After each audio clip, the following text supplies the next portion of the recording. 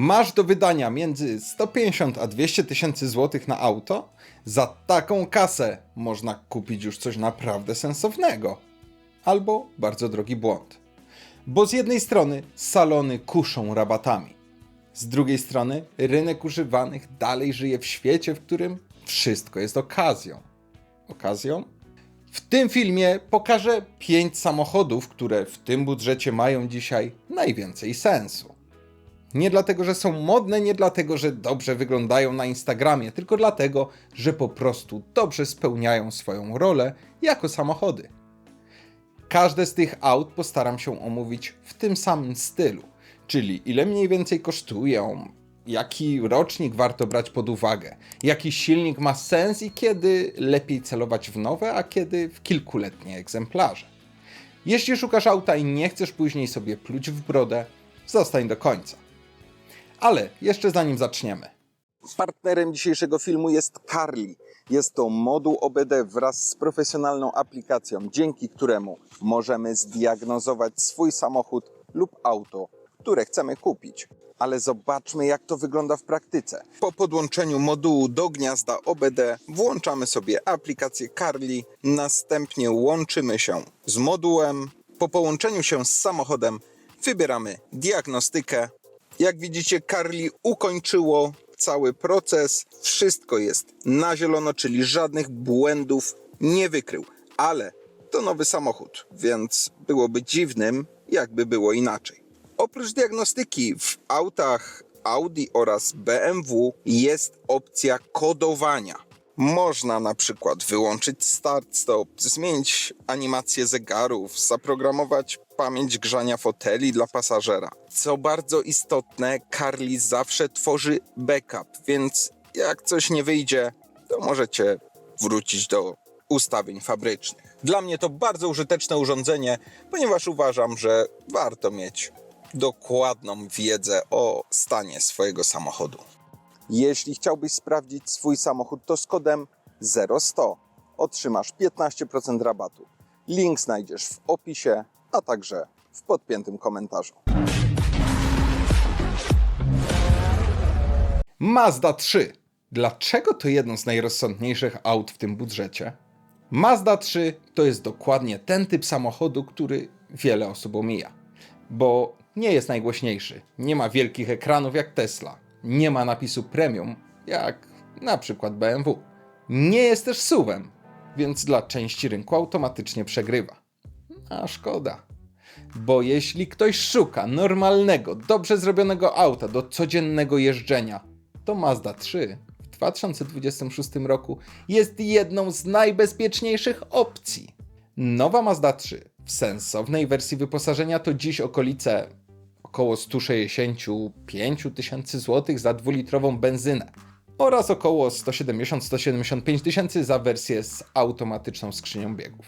Na rynku używanych dwuletnie egzemplarze z przebiegami 30-50 tysięcy kilometrów chodzą najczęściej w przedziale między 120 a 140 tysięcy złotych. I to jest bardzo ważna informacja, bo różnica między nową a dwuletnią Mazdą 3 często wynosi około 20 tysięcy złotych. To nie jest przepaść.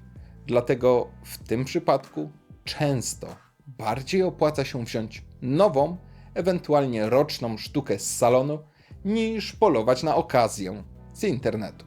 Jaki silnik ma sens? Najlepszy wybór to benzyna 2.0 Skyactiv G albo Skyactiv X. Bez downsizingu, bez turbo, bez skombinowania. To są klasyczne wolnossące jednostki. I właśnie dlatego są tak dobre.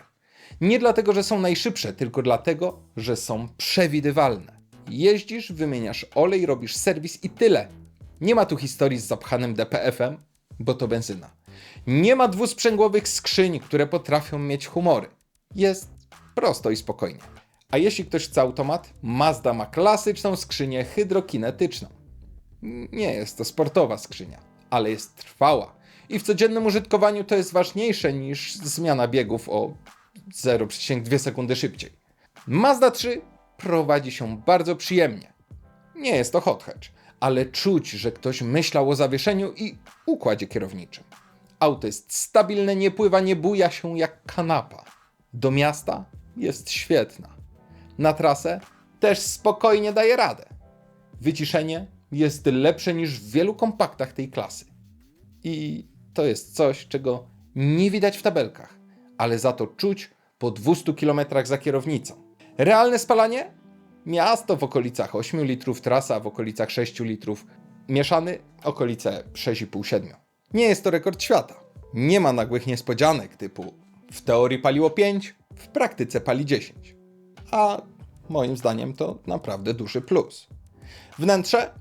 Mazda bardzo mocno stawia na jakość. Materiały są dobre, nic nie trzeszczy po kilku tysiącach kilometrów. Nie ma tu klimatu tablet przyklejony do deski. Jest normalna deska rozdzielcza, normalne przyciski. Dla części osób to wada, dla innych ogromna zaleta. Ja osobiście należę do tych drugich. Jeśli jesteś z tych, którzy wolą pokrętło od 5 ekranów, naprawdę będziesz zadowolony. Nowa czy dwuletnia? Jeżeli trafisz dwuletnią Mazdę 3 z polskiego salonu z pełną historią bez kombinowanej przeszłości i będzie wyraźnie tańsza od nowej, to warto. Jeżeli różnica to 10-15 tysięcy, serio, lepiej się zastanów nad nową. Nowe auto to pełna gwarancja i święty spokój, a przy Maździe ta dopłata często ma sens. Dla kogo to auto? Dla kogoś, kto chce normalnego auta, nie potrzebuje SUV-a, nie chce eksperymentować z nowymi silnikami i nie chce się zastanawiać co tydzień, czy coś zaraz się rozpadnie. Mazda 3 to nie jest samochód, którym będziesz się chwalił na parkingu. To jest samochód, którym będziesz po prostu jeździł i dla wielu ludzi to jest dokładnie to, czego potrzebują. Skoda Octavia, bo czasem klasyka ma sens.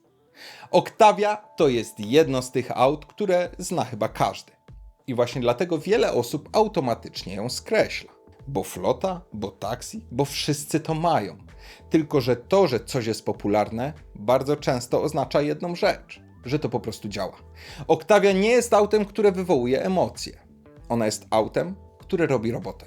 I w naszym dzisiejszym budżecie dalej ma bardzo mocne argumenty. Ile realnie kosztuje? Nowa Octavia w sensownej wersji, czyli benzyna 1.5 TSI, okolice 160-170 tysięcy. Diesel 2.0 TDI, częściej 175-185 tysięcy. Na rynku używanych 2-3-letnie egzemplarze z przebiegami między 40 a 70 tysięcy. Benzyna 120-150, diesel 130-160 tysięcy złotych. I tu ważna sprawa. Octavia wbrew pozorom bardzo dobrze trzyma cenę. Dlatego, jeśli różnica między nową a dwuletnią wynosi 15-20 tysięcy, to wybór jest bardzo prosty. Jaki silnik wybrać? Najbezpieczniejsza opcja to 1.5 TSI benzyna. Dlaczego? Bo to silnik wystarczająco dynamiczny, umiarkowanie oszczędny, bez większych afer konstrukcyjnych. Diesel 2.0 TDI też ma sens, ale głównie jeśli robisz długie trasy, naprawdę jeździsz w trasę, a nie raz na miesiąc do teściowej. Do miasta diesel w 2026 to często więcej problemów niż korzyści. Manual czy automat? Jeśli automat, bierz DSG. To jest jedna z lepszych dwusprzęgłowych skrzyń na rynku. Ale warto pamiętać, regularna wymiana oleju i nie wierzyć w jej bezobsługowość. A manual to zwykły, prosty, działający bez większych problemów. Tu nie ma filozofii. Jak się tym jeździ? Octavia nie udaje sportowca, ale jest stabilna, przewidywalna i wygodna. Na trasie? To jest jej żywioł. Cisza, spokój, nie jest męcząca. Jeśli robisz długie dystanse, docenisz to szybciej niż ekran o rozdzielczości 8K. Przestrzeń, czyli największy atut Octavii. Bagażnik jest ogromny, miejsca z tyłu też nie brakuje. Dla rodziny, dla ludzi z dziećmi, dla kogoś, kto wozi sprzęt, to ma znaczenie. I nie trzeba od razu brać SUV-a. Octavia jest tania w utrzymaniu, jak na swoje gabaryty. Części są dostępne, serwisów jest pełno i wszędzie. Nie trzeba szukać specjalisty od marki. I to jest coś, co po kilku latach robi różnicę. Nowa czy używana? Jeśli trafisz 2-3-letnią z udokumentowaną historią bez floty kurierskiej w CV, to używana ma sens. Jeśli nie, nowa z rabatem zaczyna być coraz ciekawszą opcją. Zwłaszcza, że w 2026 salony naprawdę walczą o klienta. Dla kogo to auto? Dla ludzi, którzy chcą jednego auta do wszystkiego, nie potrzebują efektu wow, wolą spokój niż bajery. Octavia nie jest sexy, ale bardzo często jest rozsądnym wyborem. A rozsądne wybory zwykle wychodzą taniej w dłuższym użytkowaniu. Toyota Corolla Cross.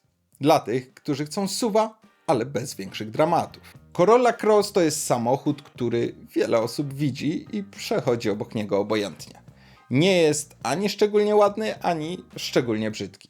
Nie krzyczy stylistyką, nie udaje sportowca i właśnie dlatego dla wielu ludzi jest dobrym wyborem. To jest normalny, kompaktowy SUV z hybrydą Toyoty, czyli dokładnie to, czego szuka ogromna część rynku. Ile realnie kosztuje? Nowa Corolla Cross Hybrid w podstawowych wersjach to okolice 160-170 tysięcy, a te z sensownym wyposażeniem bliżej 190 tysięcy. Na rynku używanych roczne, maksymalnie dwuletnie egzemplarze kosztują między 140 a 160 tysięcy. I tu ważna sprawa. Toyota bardzo dobrze trzyma cenę. Dlatego cudów na rynku wtórnym raczej bym nie oczekiwał. Jeśli ktoś sprzedaje dwuletnią Corollę Cross taniej niż nowa o 30 tysięcy, to warto sprawdzić dlaczego. Jaki napęd? Hybryda 1.8 albo 2.0. Obie są sprawdzone, nie są demonami prędkości, ale są oszczędne, są przewidywalne i dobrze znoszą jazdę miejską. W mieście realne spalanie często kręci się w okolicach 4-5 litrów. Na trasie będzie więcej, ale to nadal sensowne wartości jak na SUV-a. Skrzynia biegów? Bezstopniowa CVT. Tak, wyje. Tak, przy mocniejszym wciśnięciu gazu brzmi, jakby się zastanawiała nad sensem życia. Ale jest trwała, działa płynnie i naprawdę rzadko sprawia problemy. To jest kompromis. Albo akceptujesz charakterystykę Toyoty, albo nie. Jak się tym jeździ? Corolla Cross jest nastawiona na komfort. Jest miękko, spokojnie, bez nerwowości. Nie jest to auto do ostrej jazdy po zakrętach. To jest auto do normalnego życia.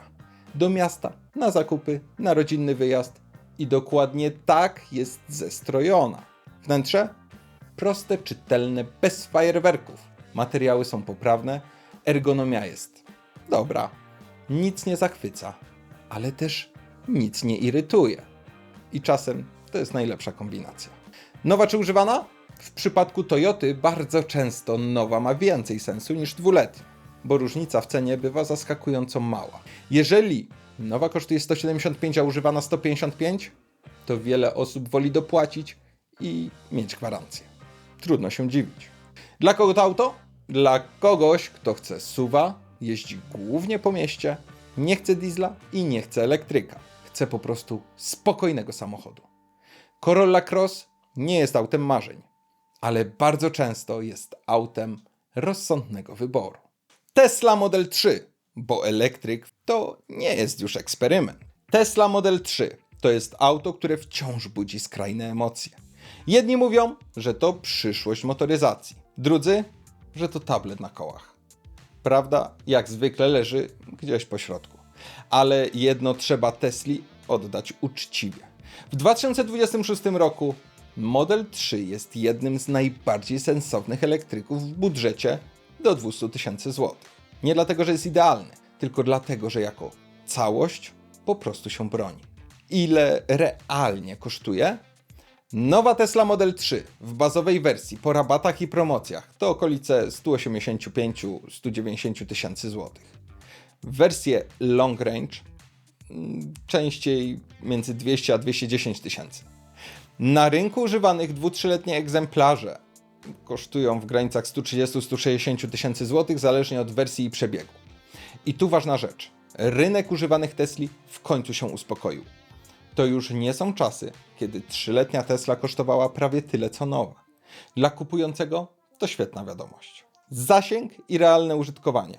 W teorii bazowa wersja daje około 500 km według WLTP. Long range ponad 600 km według WLTP. W praktyce Miasto to 400-450 km, trasa między 300 a 350. I to są normalne, uczciwe wartości. Nie bajka z folderu, nie dramat. Jeśli masz możliwość ładowania w domu albo w pracy, życie z Teslą jest banalnie proste. Podpinasz wieczorem, rano odłączasz i tyle. Jak to jeździ? Odpowiem krótko. Szybko. Nawet bazowa wersja przyspiesza tak, że większość spalinówek w tym budżecie może się tylko przyglądać. Ale ważniejsze jest coś innego. Tesla jest bardzo łatwa w prowadzeniu. Nisko położony środek ciężkości, stabilność i cisza. Nie jest to auto sportowe w klasycznym sensie. Ale dynamika w codziennym ruchu jest świetna. Wnętrze to temat nieco kontrowersyjny. Jedno wielkie centrum dowodzenia, jeden ekran, prawie 0 przycisków. Dla jednych to koszmar, dla innych minimalizm i porządek. Trzeba to po prostu sprawdzić osobiście. Jeśli lubisz klasyczne wnętrza jak w Mazdzie czy w Skodzie, Tesla może Cię irytować. Jeśli lubisz nowoczesność, poczujesz się jak w domu. Jakość wykonania na pewno jest lepiej niż kiedyś, ale to dalej nie jest poziom Mazdy czy Volkswagena. Spasowanie bywa różne, lakiery są raczej miękkie. To nie jest auto dla pedanta z latarką, ale też nie jest już trumną na kołach, jak niektórzy lubią powtarzać. Koszty użytkowania? Tu Tesla pokazuje swoją najmocniejszą stronę. Brak oleju, brak skrzyni biegów, brak klasycznego układu wydechowego. Serwis ogranicza się głównie do zawieszenia hamulców i opon. Jeśli ładujesz głównie w domu, koszt przejechania 100 km jest wyraźnie niższy niż przy benzynie czy dieslu. To czuć w portfelu. Nowa czy używana? Jeśli masz budżet bliżej 200 tysięcy złotych, bierz nową. Masz gwarancję, masz najnowsze poprawki, masz spokój. Jeśli budżet ogranicza Cię bardziej do 150 tysięcy, sensowna 2-3-letnia sztuka. Tylko ze sprawdzonym przebiegiem, najlepiej z polskiego rynku i bez powypadkowej historii. Dla kogo to auto? Dla kogoś, kto ma gdzie ładować, chce ciszę i dynamikę, nie boi się nowoczesnych rozwiązań. Nie jest to auto dla każdego, ale w 2026 to już normalna opcja, a nie ciekawostka. Skoda Superb. Duże auto bez udawania premium. Skoda Superb to samochód, który wielu ludzi traktuje jak tańsze Audi. I w pewnym sensie coś w tym jest, bo dostajesz bardzo dużo auta, bardzo dużo przestrzeni i bardzo normalną mechanikę. Bez płacenia za znaczek premium. I właśnie dlatego Superb w budżecie do 200 tysięcy złotych w 2026 nadal ma dużo sensu. Ile realnie kosztuje?